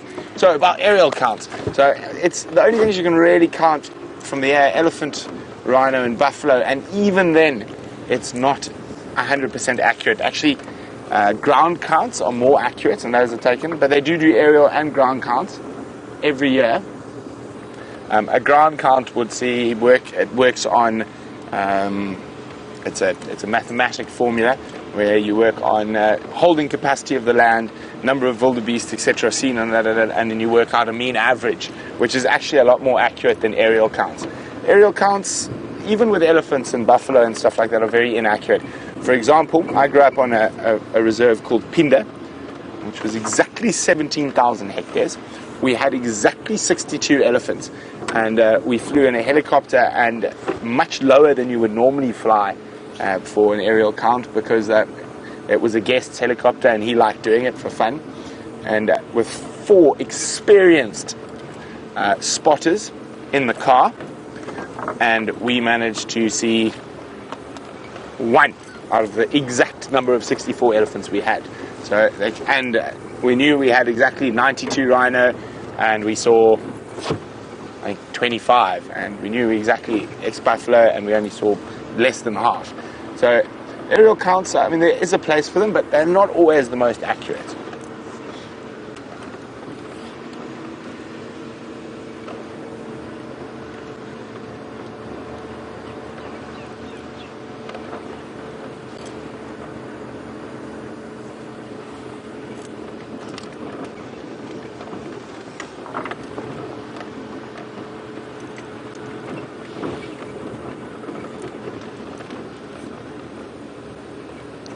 Okay, so I'm just listening.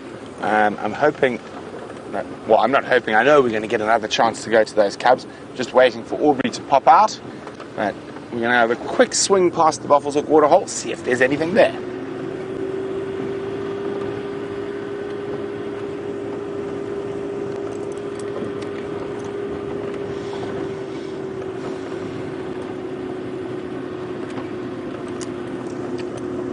Hi, Joyce in New Hampshire. Joyce is wondering why we don't see many snakes on the safari. Are they scarce and hard to see? Well, they're not scarce, they're just hard to see. So the vibrations of the vehicles often alert them to our presence and they disappear down a hole. A lot of them are arboreal and have incredible camouflage that they look like it's a twig or a leaf even, or even a branch.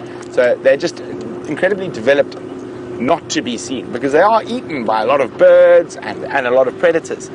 And of course, human beings have an innate fear of them, and in most areas will try to kill them. So they are quite skittish, and most snakes are far more scared of you than you are of them. But we have multiple species here. We've got snouted cobra, Mozambique spitting cobra, black mamba, puff adder, night adder, shield cobra. And those are just the venomous ones. I'm thinking about African rock python, variegated bush snake, centipede eaters, red-lipped heralds. I mean, and there's a list, thread snakes, blind snakes, mole snakes. And must remember, a lot of snake species are also subterranean, so they live under the ground. So again, quite often we only see those after they've been flushed by a big rain. But there are plenty of snakes here. They're just very good at avoiding detection.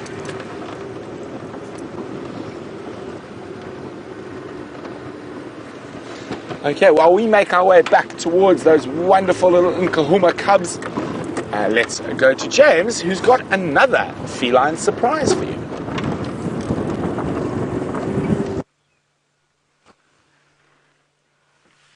There are the, well, there is the leg of one of the Styx lionesses and an ear, and the other two, there's one there, who've just gone past, and then another one there. They are not in fact dead, they are doing what lions do best, and that is sleeping. They seem to be very much like their cubs lying in a hole. Why they would be lying so close to those cubs yet completely unable to protect them from where they are here, I do not understand. And look how impossible it is to see them. Isn't that amazing? If you came walking past here, you'd have absolutely no idea that there were 3 hungry lionesses lying right here.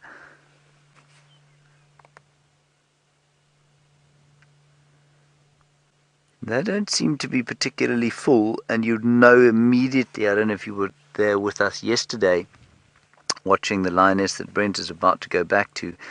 She was panting. And that's because she was so full of kudu. These chaps, you can see, breathing very, very slowly indeed, indicating that they have not eaten much. Be good to see them stand up and see if they're looking skinny.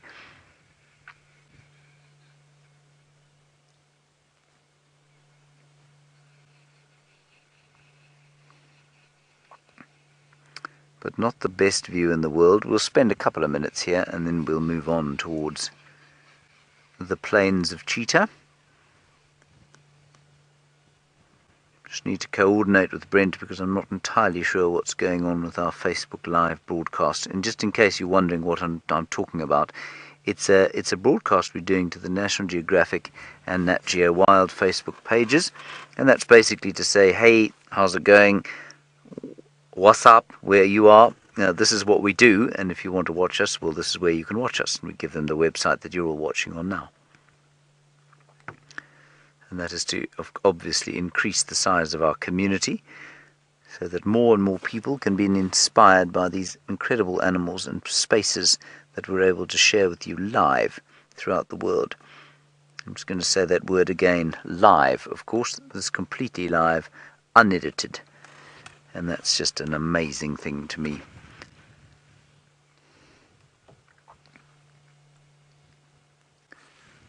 So not a great deal of huge excitement going on here. They haven't even bothered to blink, flick an ear, or even look up as we drove past. One of them was lying on her back as we came past. That's the only reason we spotted her, because her stomach was sticking out into the air, covered in white fluff. And you can see as soon as they turn over, well, they become completely invisible. I think they've just come out of Nyala, which is the area to the south of where we're sitting now.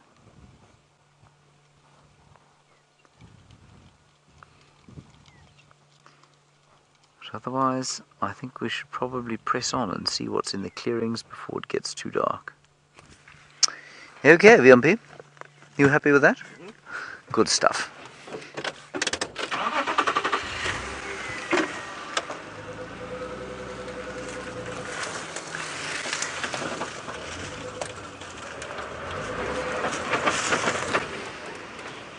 Nearly got us stuck just on the road there. That was rather ridiculous. Goodbye, lions. Thanks for looking up. Your babies need you. Go back to them immediately. Go on. Get up. You're so lazy.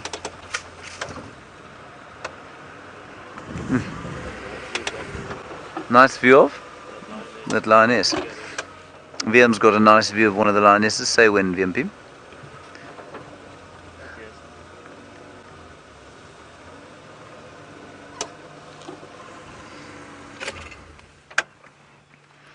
Yes, there we go. You can see not particularly concerned by life at all. Also, doesn't seem to be carrying any mange, which is interesting.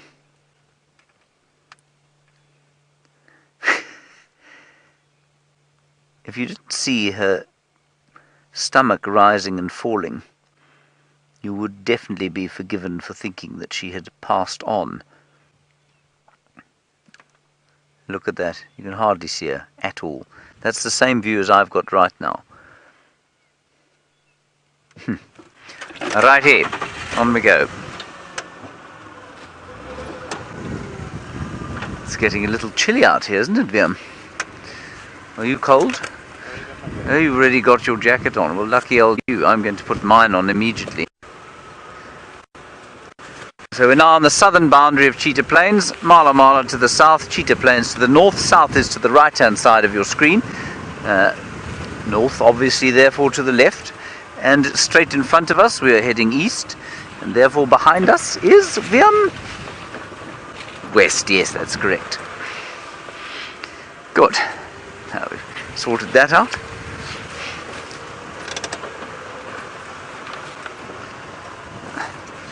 I think it's wonderful that Brent is managing to go back to those other lions, because I think after the slightly disturbing family dynamics we've seen here, the neglect to which those little ones are being subjected, it would be nice to see the Nkuhumas and those 3 fat little babies.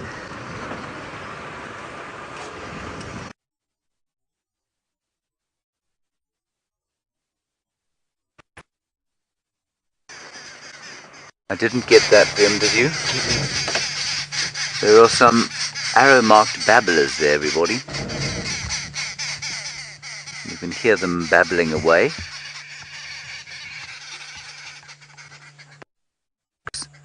I think that have come across each other here.